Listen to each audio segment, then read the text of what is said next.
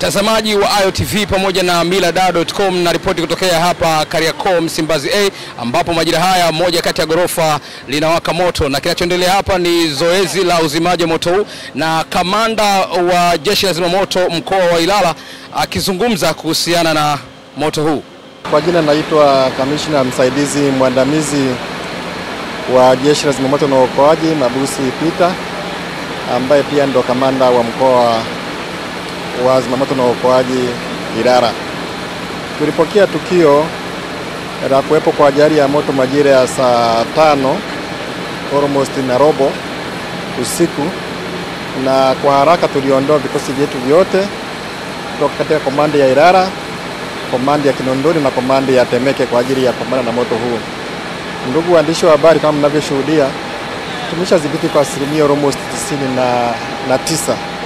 Tunamalizia tu kuhakikisha kwamba tumezima kwa asilimia 100. Lakini niseme tu kwamba kilichoungua ni jengo hili lina floors almost 5.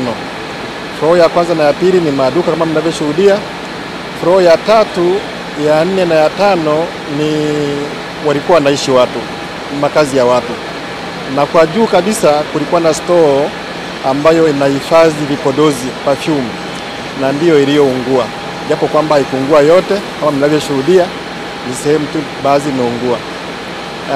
Kwa kesi ya majeruhi hatujapata majeruhi yoyote hadi sasa, na nishukuru Mungu tu kwamba tunaendelea kuzima vizuri na tunamalizia kama mnavyoshuhudia. Asante. Kamanda, chanzo cha moto kinafahamika kwa sasa? Kwa sasa ndugu mwandishi wa habari, hatuwezi kujua chanzo cha moto. Kama unavyoshuhudia tunaendelea na operation hizi, ila tukishamaliza tutaanza kuchunguza immediately baada ili tujue chanzo cha moto ni nini. Unaweza kamanda, nini kifanyike, kwa sababu Kariakoo inaripotiwa mara kwa mara mikasa ama majanga ya moto? Juzi tumeona na tulikuwepo pale Kariakoo hapo nyuma tu, jengo liliweza kuungua, leo tena jengo lingine. Hivi nini hasa kifanyike ili kuzuia changamoto kama hii? Nafikiri ni wananchi kuchukua tahadhari, kwa sababu ukiangalia matukio mengi ya Kariakoo hatuwezi kusema hujuma, ni shughuli tu za kawaida ambazo wanafanya na wanadamu.